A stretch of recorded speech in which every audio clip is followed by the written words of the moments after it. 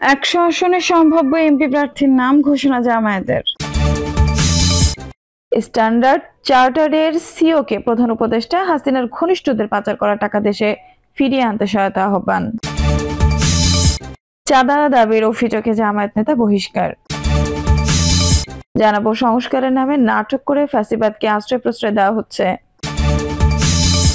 এবং সর্বশেষ জানাবো বিচার তাৎক্ষণিক করতে গেলে অবিচার হয়ে যায় প্রধান উপদেষ্টা। দর্শক, শুনছিলাম সংবাদ শিরোনাম, এখন বিস্তারিত।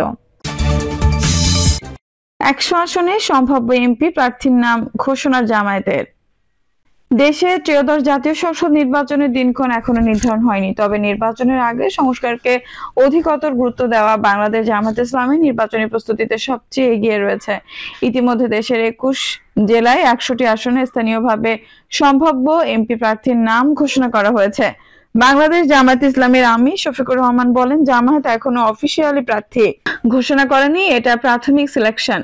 ইলেকশন এখনো অনেক দূর। ইলেকশন কাছে এলে দল ফাইনাল সিদ্ধান্ত নেবে, তখন যাদের নমিনেশন দেবে তারাই প্রার্থী হবেন। সাংবাদিকদের প্রশ্নের জবাবে শফিকুর রহমান আরো বলেন, নির্বাচনের আগে মৌলিক সংস্কার প্রয়োজন। মৌলিক কিছু সংস্কার করা না গেলে সুষ্ঠু নির্বাচন সম্ভব হবে না। এই অবস্থায় নির্বাচন দেওয়া হলে এটা হবে নির্বাচনের জেনোসাইড বা নির্বাচন গণহত্যা। আমরা এটা চাই না, আমরা চাই সুষ্ঠু পরিবেশ সৃষ্টির পর নির্বাচন। জানা গেছে, পরিবর্তিত রাজনৈতিক পরিস্থিতিতে বিএনপি নির্বাচনে প্রতিদ্বন্দ্বী হওয়ার চেষ্টায় আগেভাগেই 300 আসনে প্রার্থী চূড়ান্ত করতে চায় দলটি। আগামী সপ্তাহের মধ্যে বাকি 200টি আসনে প্রার্থী চূড়ান্ত করা হবে। এখন থেকে ভোটের প্রচার শুরু করতে প্রার্থীদের বলা হয়েছে দলীয়ভাবে। অবশ্য 5 আগস্টের পর দেশ জুড়ে কর্মী সম্মেলন, সভা সমাবেশের মাধ্যমে নির্বাচনী প্রস্তুতি শুরু করেছেন দলটির আমির ডক্টর শফিকুর রহমান।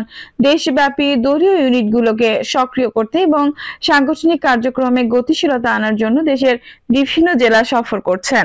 এই সফরগুলোতে তিনি কর্মী সভা ও অন্যান্য কর্মসূচিতে অংশগ্রহণ করছেন। এদিকে বিএনপির সঙ্গে পাল্লা দিতে বৃহত্তর জোট করার চেষ্টাও চালাচ্ছে জামায়াত। জামায়াত নেতারা স্পষ্ট করে জানিয়েছেন, আগামী নির্বাচনে 300 আসনে দলীয় প্রার্থী থাকবে কিংবা জামায়াত নেতৃত্ব জোটের 300টি প্রার্থী থাকবে। গত 21 জানুয়ারি বরিশালের চরমোনাইয়ে গিয়ে ইসলামী আন্দোলনের আমির সৈয়দ মোহাম্মদ রেজাউল করিমের সঙ্গে দেখা করেন জামায়াত ইসলামীর আমির। দীর্ঘদিন ধরে আদর্শিক বিরোধ থাকলেও দুই নেতা আগামী নির্বাচনে ইসলামী দলগুলোর ঐক্যের কথা বলেন। দুই দলের শীর্ষ নেতাদেরও সাক্ষাৎ রাজনীতিতে আলোচনা তৈরি করে। স্ট্যান্ডার্ড চার্টার্ডের সিওকে প্রধান উপদেষ্টা হাসিনার ঘনিষ্ঠদের পাচার করা টাকা দেশে ফিরিয়ে আনতে সহায়তার আহ্বান। প্রধান উপদেষ্টা অধ্যাপক ডক্টর মোহাম্মদ ইউনূসের স্ট্যান্ডার্ড চার্টার্ড ব্যাংকের গ্লোবাল সিওকে বাংলাদেশের পক্ষের কথা বলার এবং অন্তর্বর্তীকালীন সরকার যে সংস্কার কর্মসূচি পরিচালনা করছে তা তুলে ধরার আহ্বান জানিয়েছেন অধ্যাপক মোহাম্মদ ইউনূস। বলেন, সাম্প্রতিক সময়ের বাংলাদেশ ব্যাপক বিভ্রান্তিমূলক প্রচারণার শিকার হয়েছে এবং এই চ্যালেঞ্জ মোকাবেলায় তিনি স্ট্যান্ডার্ড চার্টার্ড ব্যাংকের সহায়তা কামনা করেন। তিনি বলেন, আপনার কণ্ঠস্বর আমাদের জন্য অত্যন্ত মূল্যবান হবে। বাংলাদেশের স্ট্যান্ডার্ড চার্টার্ড ব্যাংকের 120 বছর পূর্তি উদযাপন উপলক্ষে ঢাকা সফরে এসে বিল ইউএন্টার্স অধ্যাপক ইউনূসের নেতৃত্বে প্রশংসা করেন এবং দেশের স্থিতিশীলতা নিশ্চিত করতে অন্তর্বর্তীকালীন সরকারের অগ্রগতির প্রশংসা করেন।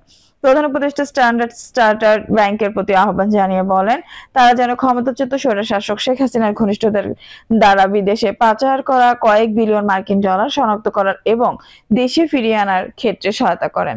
প্রধান উপদেষ্টা উল্লেখ করেন, অন্তর্বর্তীকালীন সরকার চুরি হওয়া বিপুল পরিমাণ অর্থ পুনরুদ্ধারে ইতিমধ্যে বিভিন্ন পদক্ষেপ গ্রহণ করেছে। তিনি বলেন, আপনার সহায়তা আমাদের দরকার, এখানে কিছু বিশেষজ্ঞ পাঠান। চাঁদা দাবির অভিযোগে জামায়াত নেতা বহিষ্কার। নানা কেলেঙ্কারির দায়ে সাময়িক বরখাস্ত হওয়া ফেনী আলিয়া কামিল মাদ্রাসার অধ্যক্ষ মাওলানা মাহমুদুল হাসানকে মামলা থেকে অব্যাহতি দেওয়ার আশ্বাসে জামায়াতের রুকন জাকির হোসেনের বিরুদ্ধে চাঁদা দাবির অভিযোগ উঠেছে। সোমবার 10 ফেব্রুয়ারি সন্ধ্যায় জেলা জামায়াতের প্রধান প্রচার ও মিডিয়া সম্পাদক আনম আব্দুর রহিম স্বাক্ষরিত এক বিজ্ঞপ্তিতে তাকে সংগঠন থেকে বহিষ্কার করা হয়েছে। জানা গেছে, ফেনীতে পরিচ্ছন্ন রাজনীতির জন্য বাহ্যিকভাবে জামায়াত ইসলামের দীর্ঘদিনের সুনাম রয়েছে, তবে এবার জাকির হোসেন নামের জামায়াতের এই রুকনের অর্থনৈতিক কর্মকাণ্ডে সেই খ্যাতিতে ছেদ পড়েছে। ইতিপূর্বে ফেনী জামায়াতের কোন নেতাকর্মীকে বাস সিএনজি স্ট্যান্ড যারা নিয়ে চাঁদা আদায়ের সংশ্লিষ্টতা না পেলেও এবারের ব্যতিক্রম চিত্র দেখা গেছে। অভিযোগ রয়েছে, জামায়াতের রুকন জাকির হোসেন ফেনী শহর শ্রমিক ফেডারেশনের সহ সভাপতির পদ ব্যবহার করে শহরের বিভিন্ন পরিবহন স্ট্যান্ড থেকে টাকা হাতিয়ে নিয়েছেন। সাম্প্রতিক সময়ে সদর হাসপাতাল মোড়ে সিএনজি স্ট্যান্ড ঘিরে 70,000 মহিপাল স্ট্যান্ড থেকে 1 লাখ টাকা নেন তিনি। এছাড়াও জাকির মুক্তিযোদ্ধার সন্তান না হয়েও মুক্তিযোদ্ধা সন্তান কমান নামে একটি সংগঠনের অর্থ সম্প্রদায়ের দায়িত্ব পালন করেছেন বলে অভিযোগ উঠেছে। তবে এই সংগঠনটি কেন্দ্র থেকে অনুমোদিত কিনা তা নিশ্চিত হওয়া যায়নি।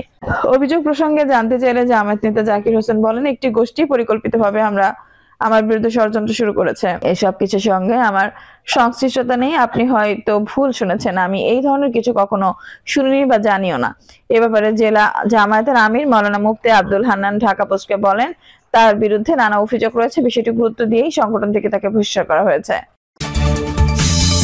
সংস্কারের নামে নাটক করে ফ্যাসিবাদকে আশ্রয় প্রশ্রয় দেওয়া হচ্ছে। ফ্যাসিস্ট আওয়ামী লীগ সরকারের দোসররা এখন বিএনপির জামায়াত ও অন্যান্য দলগুলোর ব্যাপারে বিষেধাগার করছে বলে অভিযোগ করেছেন বিএনপির জাতীয় নির্বাহী কমিটির তথ্য বিষয়ক সম্পাদক আজজল বাড়ি হেলাল। তিনি বলেন, সংস্কারের নামে নাটক মঞ্চস্থ করে ফ্যাসিবাদকে আশ্রয় প্রশ্রয় দিচ্ছে সাবেক এই ছাত্রনেতা। অন্তর্বর্তীকালীন সরকার প্রধানকে ইঙ্গিত করে বলেন, ছাত্ররা রাজনৈতিক দল গঠন করবে, কথা বলেন। আপনি নিরপেক্ষতা হারিয়েছেন। দ্রব্যমূল্যের ঊর্ধ্বগতি, আইন শৃঙ্খলা পরিস্থিতির চরম অবনতি ঘটেছে। সাধারণ মানুষ বলছে শেখ হাসিনার আমলেও যা ছিল ডক্টর ইউনূসের আমলেও তাই। আজিজুলের বাড়ি হেলাল বলেন, অপারেশন ডেভিল হ্যান্ড যে করেছেন, ডেভিলারটা কে? সাবেক পুলিশ প্রধান বেনজির সম্প্রতি বলছে দেশের 90% মানুষ নাকি আওয়ামী লীগ করে। তাহলে ডেভিল হ্যান্ড বাহিনী পরিচালনার জন্য যে স্কোয়াড বাহিনী গঠন করা হয়েছে, এর মধ্যে 90% তো পুলিশ। তারা তো আওয়ামী লীগের এজেন্ডাই বাস্তবায়ন করবে। তিনি আরো বলেন, আওয়ামী লীগ দোসর প্রশাসন এখন বিএনপি, জামায়াত ও অন্যান্য দলগুলোর সম্পর্কে বিষেধাগার করছে। সংস্কারের নামে নাটক মঞ্চস্থ করে ফ্যাসিবাদকে আশ্রয় প্রশ্রয় দিচ্ছে। গত 5 আগস্টের পর থেকে এখন পর্যন্ত 562 জন আওয়ামী লীগ নেতাকর্মী জামিন পেয়েছে। কিভাবে এসব গণহত্যাকারীদের জামিন হলো? খুলনা জেলা বিএনপির আহ্বায়ক মোহাম্মদ মনিরুজ্জামান মন্টু সভাপতিত্বে প্রস্তুতি সভায় বক্তৃতা করেন জেলা বিএনপি সিনিয়র যুগ্ম আহ্বায়ক অ্যাডভোকেট মোমেরুজুল ইসলাম প্রমুখ। প্রস্তুতি সভায় আগামী 12 ফেব্রুয়ারি বেলা 8টায় শহীদ দিবস পার্কে খুলনা জেলা বিএনপি সমাবেশ সফল হয়। প্রস্তুতি সভায় আগামী 12 ফেব্রুয়ারি বেলা 2:30টায় শহীদ হাদিস পার্কে খুলনা জেলা বিএনপি সমাবেশ সফল করার আহ্বান জানানো হয়। ওই সমাবেশে প্রধান অতিথি হিসেবে উপস্থিত থাকবেন বিএনপি স্থায়ী কমিটির অন্যতম সদস্য মেজর হাফিজ উদ্দিন আহমেদ বীর বিক্রম। বিচার তাৎক্ষণিক করতে গেলে অবিচার হয়ে যায় প্রধান উপদেষ্টা। বিচার তাৎক্ষণিক করতে গেলে অবিচার হয়ে যায় বলে মন্তব্য করে অন্তর্বর্তী সরকারের প্রধান উপদেষ্টা প্রফেসর ডক্টর মোহাম্মদ ইউনূস বলেছেন, বিচারের মূল জিনিসটা হলো সুবিচার হতে হবে, অবিচার যেন না হয়। দেশে যেন কোনো সহিংসতা ও হানাহানি না হয়, সেদিকে সজাগ দৃষ্টি রাখাও আহ্বান জানান তিনি। সোমবার 10 ফেব্রুয়ারি রাজধানীর তেজগাঁওয়ে প্রধান উপদেষ্টার কার্যালয়ে জুলাই শহীদ পরিবার ও আহতদের মধ্যে আর্থিক চেক হস্তান্তর কার্যক্রমের উদ্বোধন অনুষ্ঠানে ডক্টর মোহাম্মদ ইউনূস এসব কথা বলেন। প্রধান উপদেষ্টা বলেন, সব সময় ভাবি যাদের কারণে, যাদের ত্যাগের বিনিময়ে দেশটাকে আমরা নতুন বাংলাদেশ বলার সাহস করছি, তাদের এই ত্যাগ কোনো নিক্তি দিয়ে মাপা যাবে না। জুলাই গণ অভ্যুত্থানে আহত শহীদদের ইতিহাসে স্রষ্টা হিসেবে আখ্যায়িত করে তিনি বলেন, আপনারা জীবন্ত ইতিহাস মনে গভীর থেকে আপনাদের প্রতি কৃতজ্ঞতা। যে জাতি ইতিহাসকে স্মরণ করতে পারে না, সে জাতি হিসেবে গড়ে ওঠে না। এই স্বীকৃতি প্রদানের মাধ্যমে জাতির পক্ষ থেকে আমি আপনাদের প্রতি কৃতজ্ঞতা জানাচ্ছি। শহীদ পরিবার ও আহতদের উদ্দেশ্যে তিনি বলেন, আজকে থেকে যারা আনুষ্ঠানিকভাবে সরকারের অংশ হলেন, এটা হলো প্রাতিষ্ঠানিক স্বীকৃতি। এর বাইরে আপনাদের দায়িত্ব সমাজের সবাইকে গ্রহণ করতে হবে। সব হত্যাকাণ্ড ও গুম খুনের বিচার হবে। জানিয়ে প্রধান উপদেষ্টা বলেন, বিচার তাৎক্ষণিকভাবে করতে গেলে অবিচার হয়ে যায়। বিচারের মূল জিনিসটা হলো সুবিচার হতে হবে, অবিচার যেন না হয়। আমরা অবিচারের বিরুদ্ধে দাঁড়িয়েছিলাম বলেই এই সংগ্রাম হয়েছে, এই আত্মত্যাগ হয়েছে। আমরা যদি অবিচারে নামি, তাহলে তাদের আর আমাদের মধ্যে তফাৎটা থাকলো কোথায়? আমরা অবিচারে নামবো না। যারা অপরাধী, আমরা তাদের পুলিশের হাতে, আইনের হাতে শরবত করব। যারা অপরাধী নয়, পুলিশের হাতে দেওয়ার মতো নয়, তাদের মানুষ করব। তিনি আরো বলেন, ভাই, এদেশ আমার একসাথে গড়ি, যে দেশ আমার একসাথে গড়ার স্বপ্ন দেখছি।